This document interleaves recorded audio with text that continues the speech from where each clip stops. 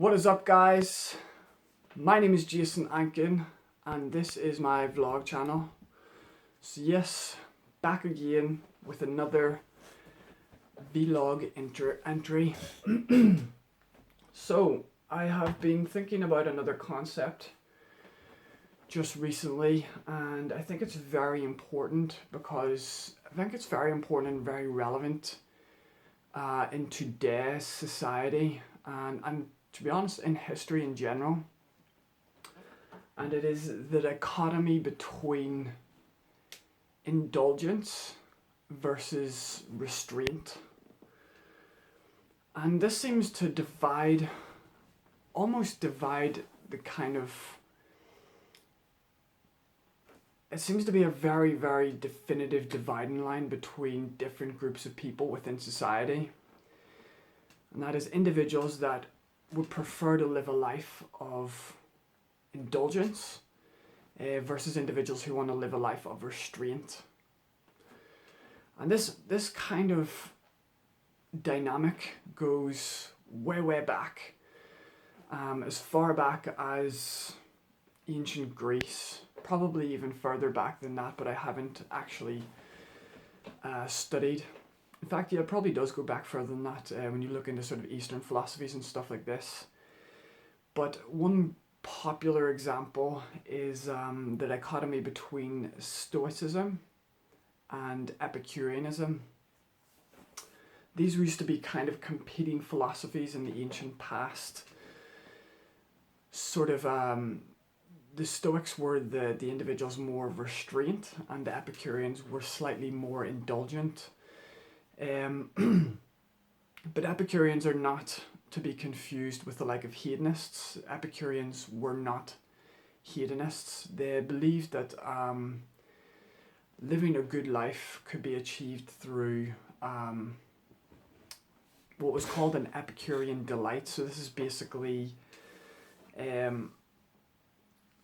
you know, the simple things in life, the simple pleasures in life, you know, having like a nice drink of wine at the end of night, or, you know, going out for a nice meal, or, you know, spending time going to theatre and watching like a nice play and stuff like this. And these were kind of referred to as Epicurean delights, but they weren't indulgent as what I'm talking about. Indulgence tends to be a little bit more extreme.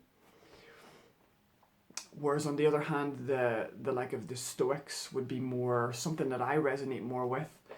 And you'll be able to see one of my past videos on Stoicism I did just recently, talking about the philosophy of Stoicism.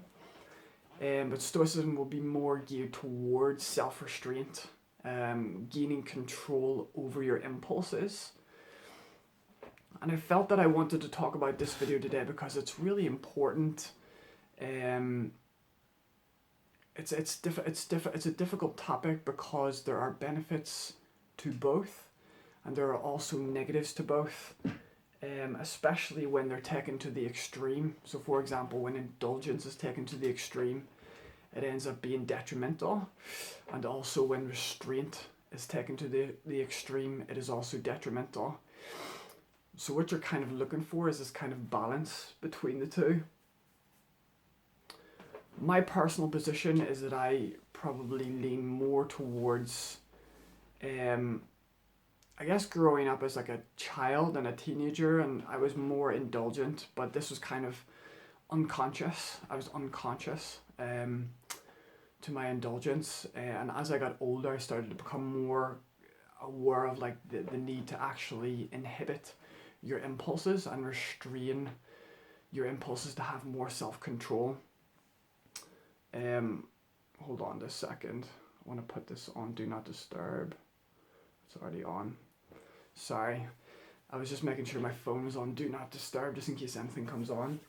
But basically, so what I want to talk about is really the difference, again, going back to sort of the structure of the brain. You know, humans evolved,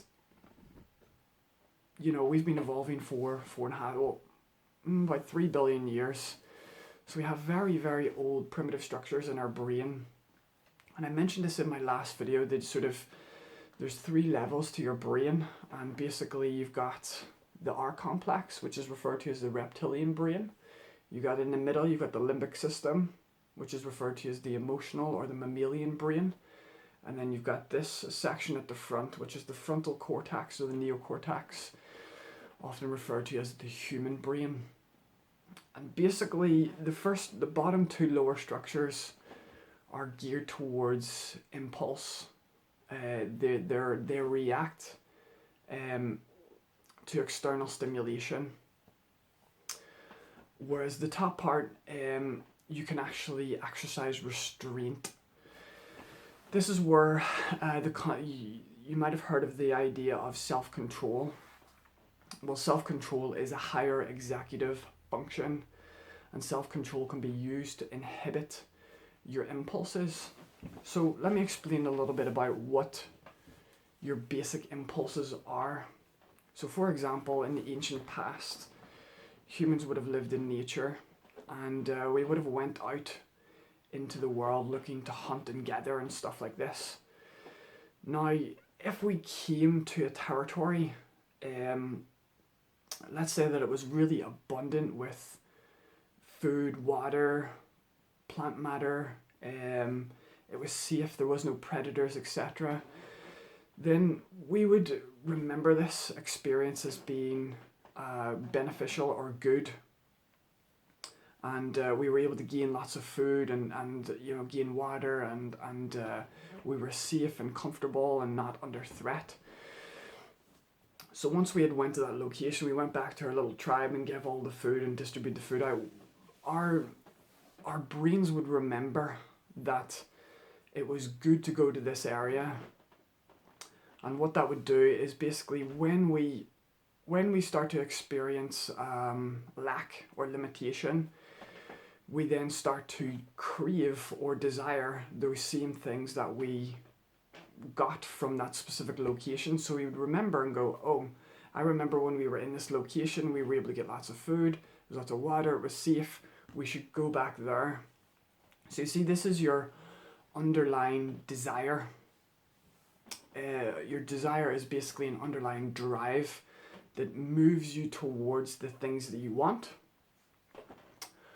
On the other end of the equation, let's say the next day you decide to go to a different location to scope out a different territory or whatever.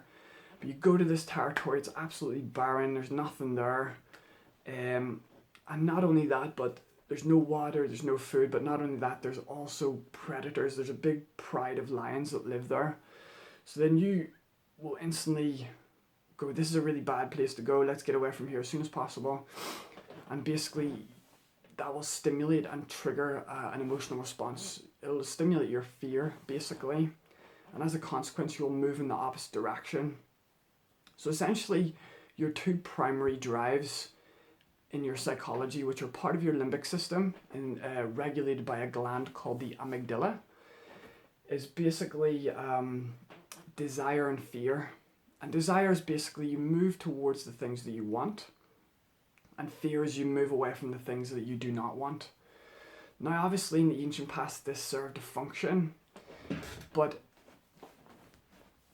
when, for example, in the modern era, in the modern day and age, where, for example, food is easy to access, and you can get an excessive amount of calories, way too many. You know, you can easily just roll down to a superstore and just fill your trolley with as much food as you want. And the range of food that you can get, especially unhealthy options like junk food and sweets and cakes and biscuits and all of that type of stuff, is so easily available that you can basically, your desire can go in override, and basically people can become food addicted. They can even become addicted to things like drugs or alcohol, which creates this kind of, initially it creates a good feeling. If you've taken drugs or alcohol in the past, it creates almost like a pseudo pleasure. So it's a false type of pleasure. It's not real pleasure. And then therefore you tend to go back. I want to experience that again. I want to experience that again. I want to experience that again. And basically what happens is if you allow your desires to basically take over, you end up indulging or overindulging in things. And this can lead to a whole host of problems.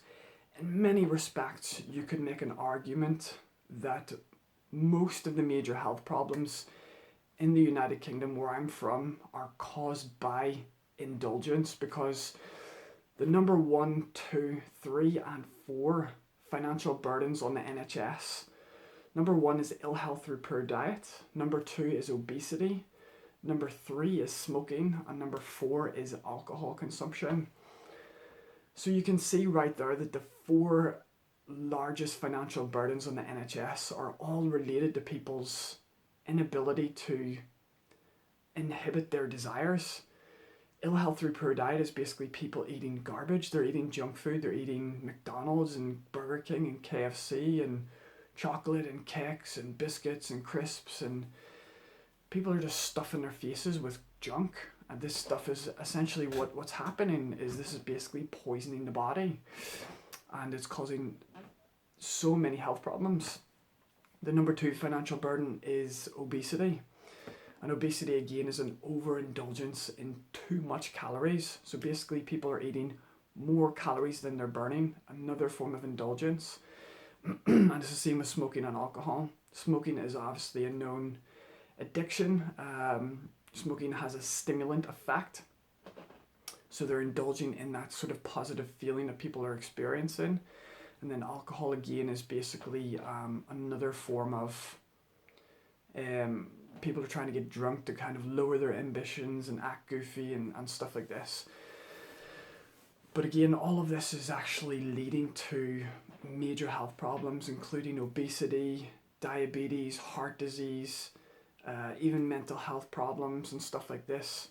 And you can also see this I actually just recently seen a study in the United Kingdom, which was kind of embarrassing for me because I'm not really a big drinker, but in the United Kingdom, it has been proven now that people within the United Kingdom drink more days of the year than any other country in the world. So people in the UK get drunk more frequently than anybody else. And that to me shows a total lack of restraint and a total lack of basically the capacity to basically control your desires and control your impulses, whether it's, oh, there's a party on, I have to go out and get drunk, or, it just becomes habitual. A lot of the people that I know, the vast majority, if not everybody that I grew up with, 2 days still go out 1, 2, 3 times a week, every week. And I find that to be very, it's quite limiting. It's a very limiting experience. Drink alcohol, go out and party. Okay, after a number of years, you kind of get the message. It doesn't really get any better. I feel like my best party days are long behind me, to be honest. Not that I'm getting any, it's just, I don't think I can have any better experiences at a club or a pub than I have ever previously had in the past. It's the same level. There's no better levels basically than I can go to.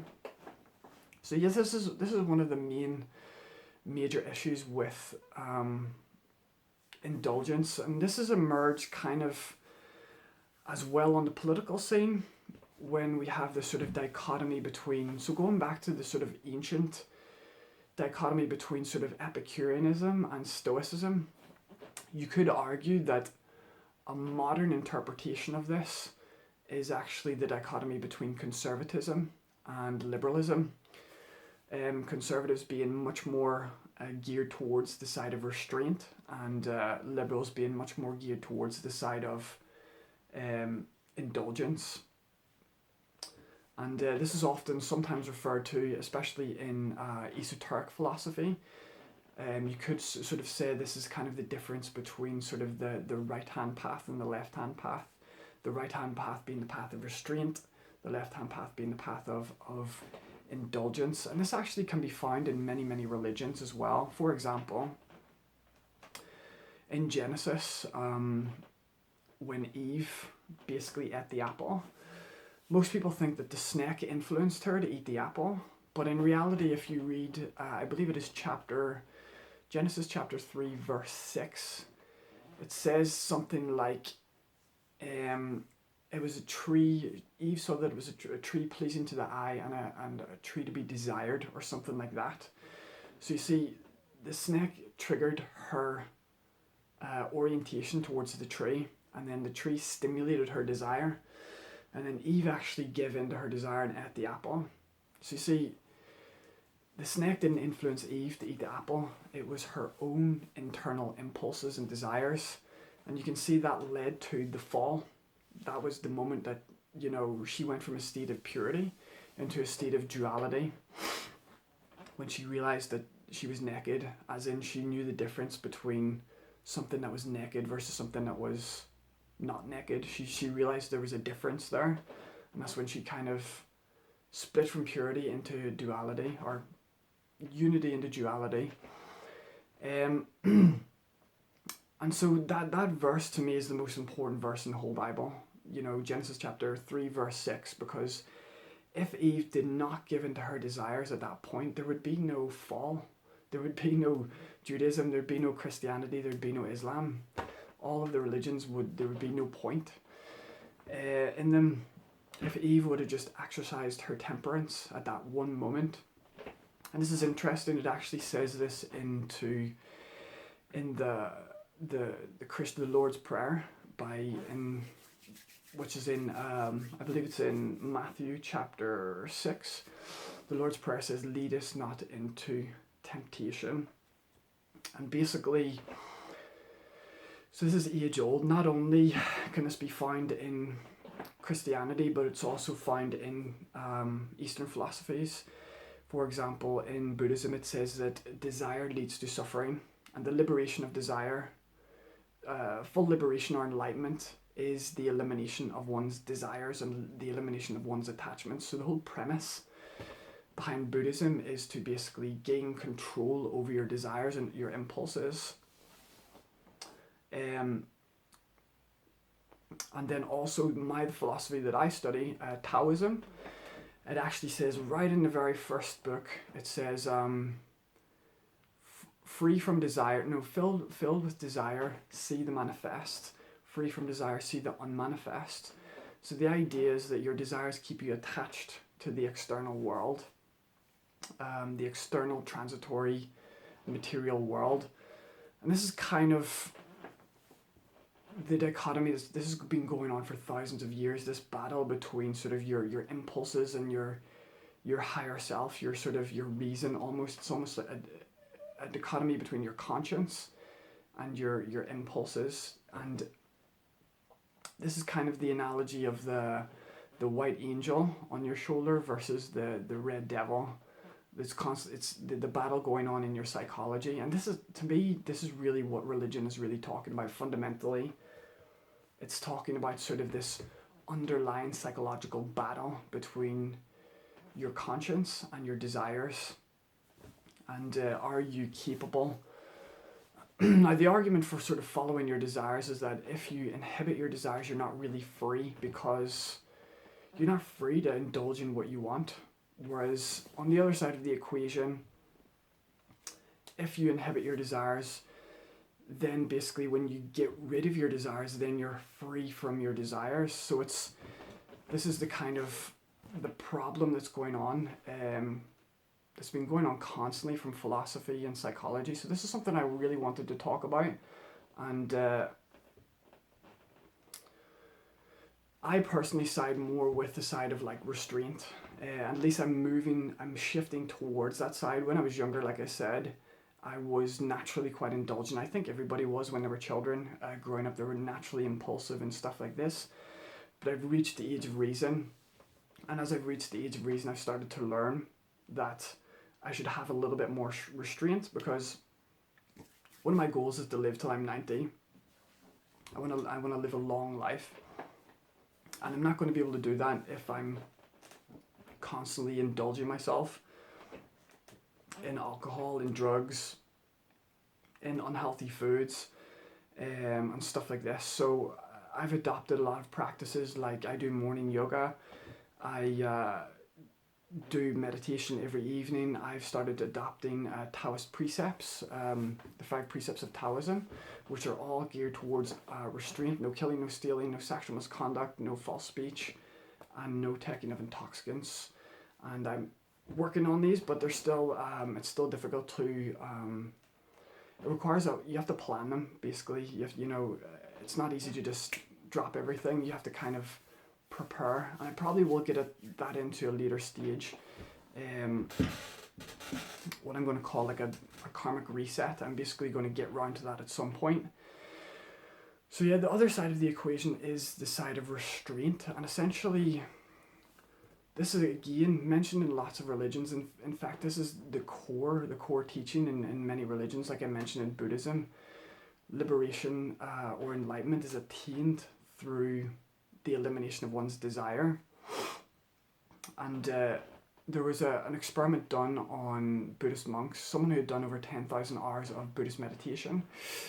It was one of the Dalai Lama's like close advisors or whatever, or one of his associates or Buddhist colleagues or whatever.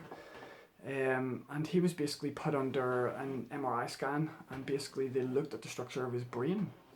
And what they found is that little seed structure that I mentioned, the amygdala, which is a little gland in the center of your brain, this individual actually had a smaller amygdala. So he had actually, through years and years and years of meditation practice and self-restraint, he had essentially atrophied his amygdala, meaning that it had shrunk in size. There's a saying, if you don't use it, you lose it.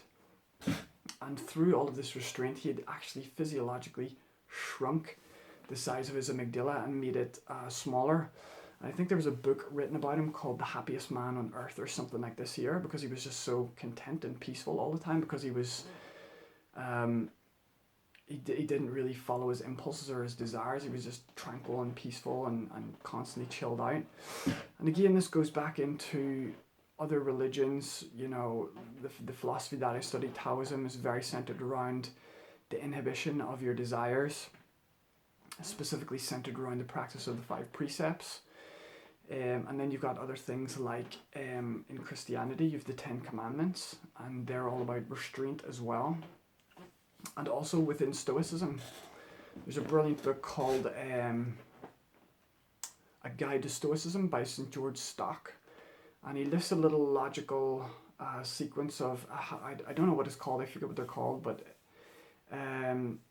basically in a nutshell he says that temperance leads to wisdom, and the idea that if you can overcome your impulses, you will become a wise individual, because you essentially become free from these impulses. You'll be much more objective, much more reasonable. You'll be able to speak more, you'll have right speech, right action, right reason, etc. So that's pretty much what I wanted to talk about today, is this sort of relationship between sort of these two things. And I think it is really important as well, because you can look at sort of the people that argue for the hedonic impulsive life, I think they're wrong. And the reason why I think they're wrong is simply because, like I mentioned about the structure of your brain, people who are hedonic or impulsive, these individuals were operating from a lower nature. They're operating from their emotional brain. They're not operating from the human mind. This thing evolved for a reason. This is your weapon. This is smart people excel. People who use this part of their brain usually do better than those that don't. There's a really good study as well called the marshmallow experiment. And basically they got these kids, and there was like, so what they did is they would have like 10 or 20 kids sitting down in a room by themselves, and basically they would have a marshmallow in front of them, and it would be one single marshmallow in front of them. And basically the experimenter would say, right, you can have this one marshmallow now, or you can wait 15 minutes. And in 15 minutes, I will give you 3 marshmallows. And that was the options that were given to the kids. And the experimenter just walks out of the room and closes the door. So the kids just left in this room with this one marshmallow. And basically, some of the kids ate the marshmallow and some of the kids didn't. The kids that didn't eat the marshmallow got 3 marshmallows later on. Whereas the kids that did eat the marshmallow, the single marshmallow, didn't. And basically, what they found is when they followed these kids later on in life, so 10, 15, 20 years later, when these kids are essentially adults, they looked at things like their income, their relationships, their education level. And what they found is that the individuals, the kids who had waited the 15 minutes for the 3 marshmallows, were earning more money, they were more educated, they had better family lives, better relationships, etc. So it shows that, at least in this experiment, that when you inhibit your impulses and you basically wait for something better, you actually can end up more successful in life. And I think this is why in our society, which is driving people more towards immediate gratification, when you have like social media and you have like advertisements and all of these new pointless products that are coming out, people just fall victim to the hype. And they just, like, I was one of the last adopters to smartphones. Like I literally, people had smartphones for like 2 or 3 years before I even bought one.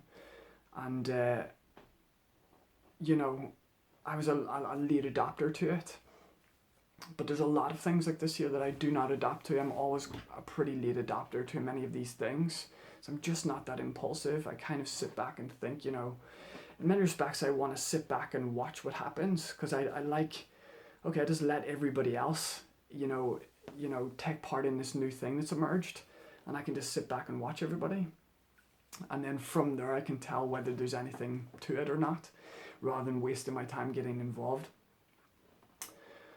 But basically, yeah, our society is very geared towards consumerism, and it's very geared towards these things, and it's something that we need to really, really learn to sort of gain back. And it goes back to this idea of libertarianism that I was talking about in one of my older videos. This idea behind freedom, that sort of when people are more and more impulsive, they're not able to control their impulses, and as they're not able to control their impulses, external institutions such as governments and legal, courts and stuff like that will create new laws to prevent people from being impulsive, and then you end up with larger and larger governments. But when people are more restrained and have more self-control and more discipline, there's no need for external institutions to regulate people's impulses.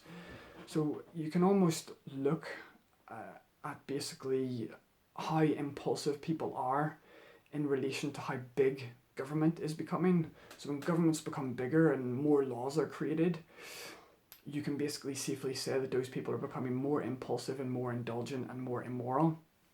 Whereas when there's smaller governments and smaller, less laws and stuff like this, people are less and less indulgent, less impulsive. At least that's kind of what should occur anyway. So yes, guys, I'm going to basically leave it there because we're getting up to about 30 minutes. So this is all I wanted to talk about today. I've noticed that I'm not getting a lot of views on my videos, and I think that's because YouTube has changed since I last was on YouTube. I think a lot of my previous subscribers are probably not getting my seeing my videos. So I'm going to have to start encouraging people to like hit the notification bell. Just so when I post up a video, basically you'll be able to see the videos that I put up if you wish to see them. So yes, if you want to also follow me on Instagram, you'll be able to follow me at jason.ankin. You'll be able to see a link in my description or in my about section. If you have any comments that you want to leave, please leave them down in the comment section. I like the discussion, I like the dialogue, and I might be able to answer your questions maybe in the next video. So yes, guys, thank you for watching. My name is Jason Ankin, and this is my vlog channel, and I will see you later. Bye.